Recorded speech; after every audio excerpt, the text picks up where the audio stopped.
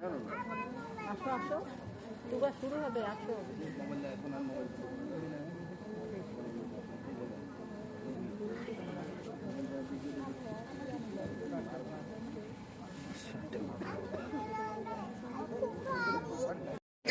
বরফের ভূমিকা অপরিসীম, যা আমরা কেবল বুঝতে শুরু করেছি।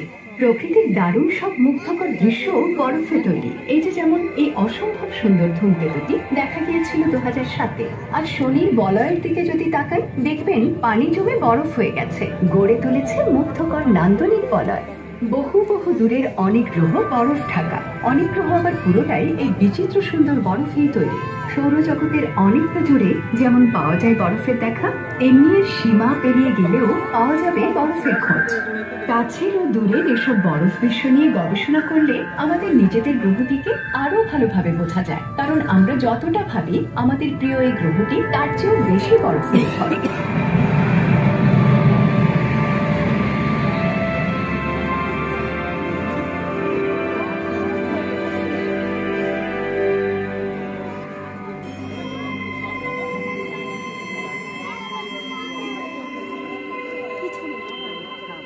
মঙ্গল থেকে তাকান, দেখবেন পৃথিবীটাকে রাতের আকাশে এক উজ্জ্বল নক্ষত্র বলে মনে হচ্ছে।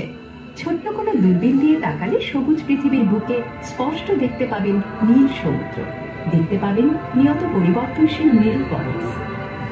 এরকম দুটো বরফ অঞ্চল আছে, এর একটা পৃথিবীর উত্তরাঞ্চল মানে আর্কটিকে। এটা আসলে বিশাল এক বরফ জমার সমুদ্র, চারদিকে তার বিস্তীর্ণ জমিন। সাবমেরিন বা ডুবোজাহাজ সহজেই ঘুরে বেড়াতে পারে এর নিচ দিয়ে।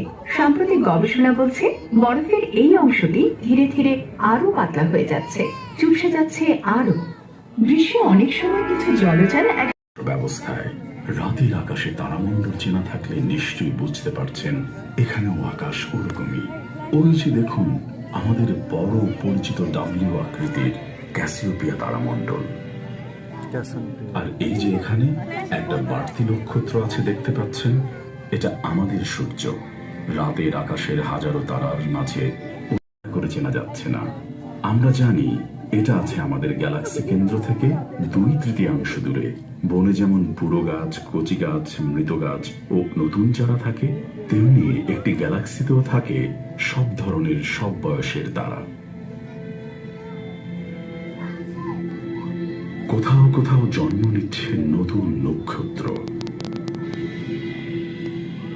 কোথাও আবার বুড়ো তারারা কাটাচ্ছে জীবনের শেষ সময় একা বা সদল বলে।